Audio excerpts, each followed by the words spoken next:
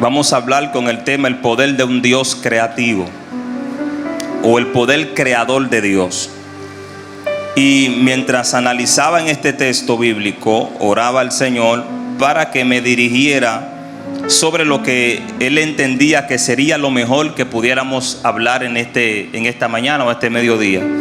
Y Dios puso en mi corazón esta inquietud de hablar de su poder creador, de quién es Dios, de ese conocimiento que se escapa al entendimiento humano, que por su gracia Él nos permite que podamos comprender algunas cosas en parte, lo necesario para que podamos creer y caminar en estos caminos.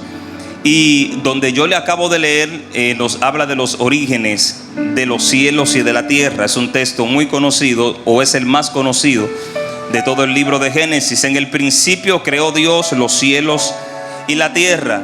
Y aquí la palabra detalla la condición en la que estaba esa tierra que Dios creó. La tierra estaba desordenada y vacía, y las tinieblas estaban sobre la faz del abismo, y el Espíritu de Dios se movía sobre la faz de las aguas, dice la Escritura. En el libro de San Juan, la palabra especifica que Cristo es el verbo, es la palabra, es el logo de Dios, y que Dios es el ser supremo, el omnipotente. Dios dice, aleluya, en el momento de crear al hombre, pero también de crear a la mujer, dice hagamos al hombre. Y cuando Dios dice hagamos, ahí es que nos habla de la pluralidad de Dios, de que Dios es un ser trino. Aquí Dios incluye a más de una persona cuando Dios dice hagamos. Y aquí es donde se basa la doctrina de que Dios es Padre, Hijo y Espíritu Santo. Dios no habla en sentido singular, sino plural. Dice Dios hagamos. Y de aquí es que podemos partir a decir que en el momento de la creación tanto participó Dios como participó Cristo, como participó el Espíritu Santo. El trabajo de Dios era dar la orden, el trabajo de Cristo era hacer por la palabra que esa orden se cumpliera, y el trabajo del Espíritu Santo era supervisar que la obra estuviera intacta tal como Dios la decretó.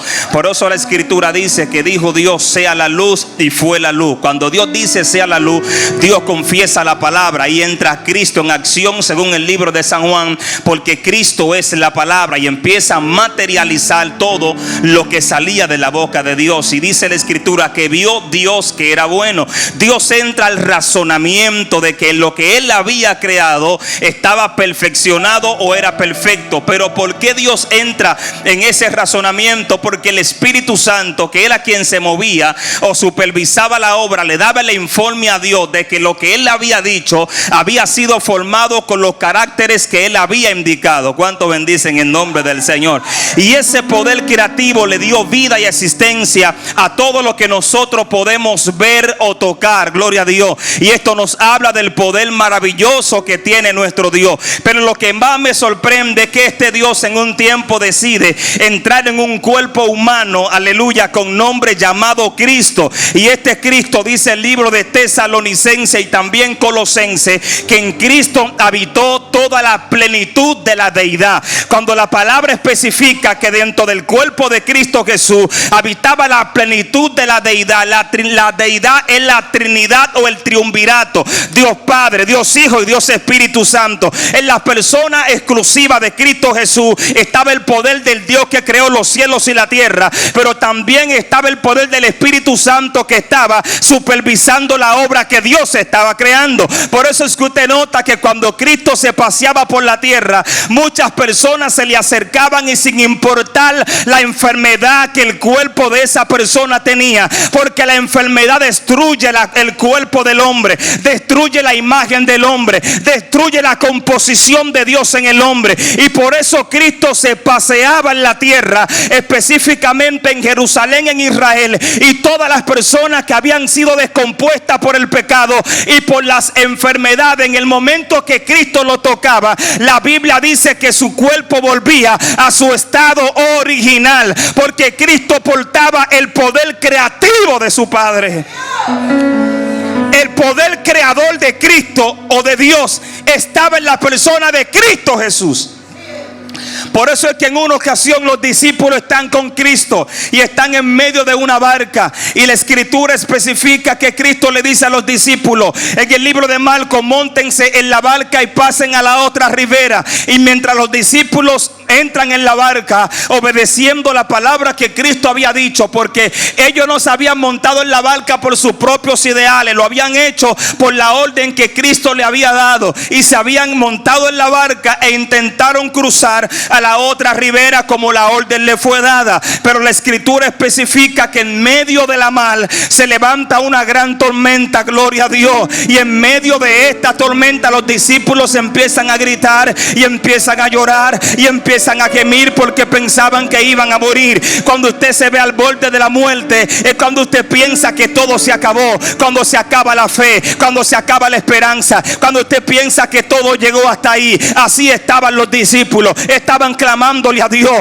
pidiendo misericordia, pidiendo a Dios que los rescatara. Eran hombres, aleluya, que tenían experiencia de la mar porque eran pescadores. Ellos conocían la tormenta, ellos conocían esa mar, pero algo había extraño dentro de ese lago en ese día o en esa madrugada que ellos no podían controlar. Ellos habían hecho todo lo que habían querido, todo lo que habían tenido, habían agotado todos los recursos que tenían en la mano, pero no se habían podido librar de esa tormenta, y empiezan a clamar a Cristo Jesús. Y en el momento cuando nosotros pensamos que todo está perdido, es cuando Dios llega con la respuesta que nosotros necesitamos. ¡Aleluya! No le estoy hablando de neófitos, estoy hablando de hombres expertos en la mar. Eran pescadores. Pedro tenía más de 40 años de experiencias en la pesca. Pedro sabía cómo manejar una barca para salir de una tormenta. Y en esa madrugada Pedro había agotado todos sus recursos y no había podido librarse, aleluya, de la violencia de esa tormenta. Y en el momento cuando los recursos humanos se acaban, es donde nosotros le clamamos a Dios y empiezan a clamarle a Cristo. Pero me sorprende la actitud de Jesús, y es que Jesús, mientras los discípulos están, aleluya, en medio de la mar luchando con la tormenta, la escritura especifica que Cristo está en la montaña clamándole a su Padre, porque entre Cristo y su Padre había una comunión íntima. Cristo sabía lo que estaba aconteciendo, parafraseando yo un poco, pero permite la situación para saber la forma en la que los discípulos se van a comportar. Y los discípulos clamándole a Cristo, en ese momento ven un personaje que viene caminando sobre las aguas. Y cuando ellos ven este personaje que viene caminando sobre las aguas, textualmente dice la escritura que empezaron a dar voces de miedo, empezaron a gritar con temor, y empezaron a llorar y empezaron a gritar, porque ven este personaje que viene caminando sobre las aguas. Y yo pudiera imaginarme un poco más, pastora, parafraseando un poco, en un lugar donde no contaban con la tecnología de la luz eléctrica, no tenían esa ciencia, y en medio de un lago completamente oscuro, con una tormenta que tenía todo nublado, ellos pudieron distinguir una persona que venía caminando hacia ella. Yo pudiera decir que había cierta luz que estaba irradiando del cuerpo de esa persona, que ellos pudieron distinguirle. Y en ese momento ellos claman y Jesús le dice: no temas, yo soy, o no temáis, yo soy. Y en ese momento sale un Pedro. Yo creo en Dios que aquí puede levantarse un Pedro en esta mañana. Y dice que Pedro sale de la barca, o se levanta en la barca, y dice: Jesús, si eres tú, maestro, manda que yo vaya a ti caminando sobre las aguas. Escuche este misterio.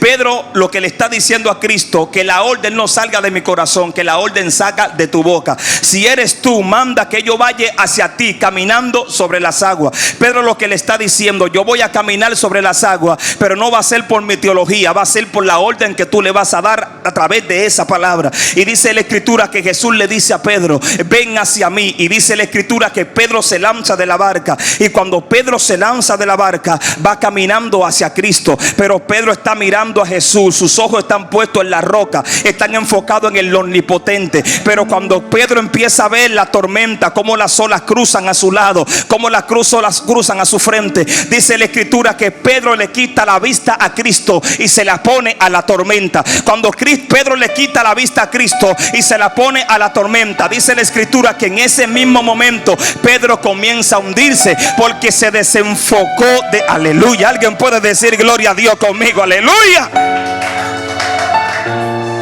Todo estaba bien mientras Pedro miraba a Cristo. Cuando Pedro quita su vista de Cristo y la enfoca en la tormenta, entonces empieza a hundirse. Mientras nosotros estemos anclados en Cristo, estamos seguros. Pero cuando salgamos de esa cobertura, corremos peligro. Pedro sabía que la garantía de su vida estaba en la palabra que Cristo le había dado. Por eso Pedro dice: si eres tú, Jesús, el Hijo de Dios, el omnipotente, el que sana, el que salva, el que da vida, manda que yo vaya hacia ti caminando sobre las aguas. Que sea tu palabra que me sostenga. Que si algo me acontece en el camino, yo no tenga los prejuicios de que fue por culpa de un error que yo cometí. No. Que si algo pasa, sea por orden tuya, o que tú respondas, porque al final yo solo estoy obedeciendo a tu palabra. Y por eso es que Pedro, antes de lanzarse de la barca, espera que la orden salga de la boca de Jesús. No hagas nada que Cristo no te mande a hacer. Nunca te desesperes en los proyectos sin antes esperar la orden de Dios.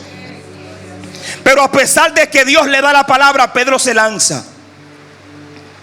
Y en medio de ese proceso, aleluya, la tormenta lo desenfocaron.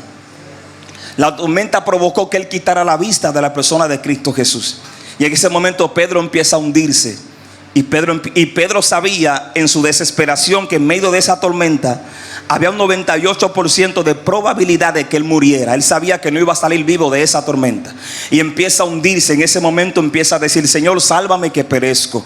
La garantía de saber a quién clamar y de tener a alguien a quien clamarle. A pesar de que Pedro se estaba hundiendo en medio de la tormenta, Pedro sabía a quién tenía que clamarle. Y en ese momento dice: Señor, sálvame que perezco. Yo lo puedo dominicanizar este término, y lo que Pedro le está diciendo, sálvame a Cristo, es sálvame que me muero, y sálvame que voy a perecer. Y en ese momento Cristo, dice la escritura, que se le acerca y asió de él y le levantó. Gloria a Dios. Y Cristo le hace un reclamo: hombre de poca fe, ¿por qué dudaste? Porque mientras tu fe, mientras tu propósito está puesto en la persona de Cristo Jesús, siempre habrá victoria. Pero en el momento que tú pienses que será por tu título, que será por tu conocimiento, que será por tu fuerza, que serán por tus recursos, lamentablemente no vas a llegar a ningún lado. ¿Cuántos dicen gloria a Dios? Mientras tú entiendas que depende de la misericordia de Dios, aleluya. Lo que Cristo le está diciendo a Pedro: con tus recursos no, con tu fuerza no, con tu finanza no. Al final de la jornada todo eso pasará con los cielos, y también como pasará la tierra. Pero lo que permanece para siempre es la palabra que salió de la boca de Dios. Aleluya. ¿Por qué usted cree que Pedro le dice a Cristo: si tú quieres que yo vaya caminando, da la orden? Porque mi fuerza se agota, pero tu palabra permanece para siempre. Si tú quieres que yo vaya, da la orden, porque tu palabra romperá todos los obstáculos, pero mi fe se vence con las circunstancias. Que si yo en un momento de la vida siento que me hundo, yo pueda clamarte y tú me puedas socorrer, porque yo estoy confiado en la palabra que tú me diste. Ese Dios creador tiene planes para con cada uno de nosotros. Y el trabajo de Cristo fue reconstruir todo lo que el pecado destruyó. Porque el pecado acabó con la imagen propia de Dios en nosotros. El pecado nos descompuso, quitó la amabilidad, quitó la esperanza, quitó esa fe, quitó esa santidad, quitó todo lo que nosotros teníamos que le pertenecía a Dios. Eso hizo el pecado. El pecado nos separó de Dios. Por eso que la escritura dice: por cuanto todos pecamos, estamos destituidos de esa gloria de Dios. ¿Y cuál es esa gloria de Dios que la palabra especifica? Que el pecado nos sacó de ella. Por cuanto todos pecamos, estamos destituidos de la gloria de Dios. Y el trabajo de Cristo fue reconstruir todo lo que el pecado destruyó. El trabajo de Cristo fue unir la relación que el pecado separó. Todo lo que el pecado hizo en nuestra vida, Cristo vino a componerlo. Cristo vino a restaurar. Cristo vino a restaurar todo lo que el diablo en nuestra vida había destruido. Pero para eso nosotros tenemos que primero tener a Cristo. ¿Cuántos dicen gloria a Dios? Hay que tener a Cristo. Hay que vivir en la vida conforme a la voluntad de ese Cristo. Hay que aceptarle como único y suficiente Salvador primero. Para que Cristo pueda arreglar lo que en nuestra vida está destruido, tenemos que tenerlo a Él primero. Hay cosas que a veces yo, por lógica humana y por mi razonamiento, no me explico. Como una persona que tenga tantas posesiones, tiene una buena cuenta bancaria, tiene a la vista del hombre una buena familia, tiene un buen trabajo, quizá jefe de una empresa, y a veces usted escucha las noticias de que personas como esas se suicidan y se quitan la vida. Hay muchos que dicen: yo con dinero soy feliz, pero son muchos los que con dinero se quitan la vida porque no son felices. Hay otros que dicen: yo con una buena familia soy feliz, pero hay muchos que tienen una buena familia y al final se tiran de muchos puentes y se suicidan.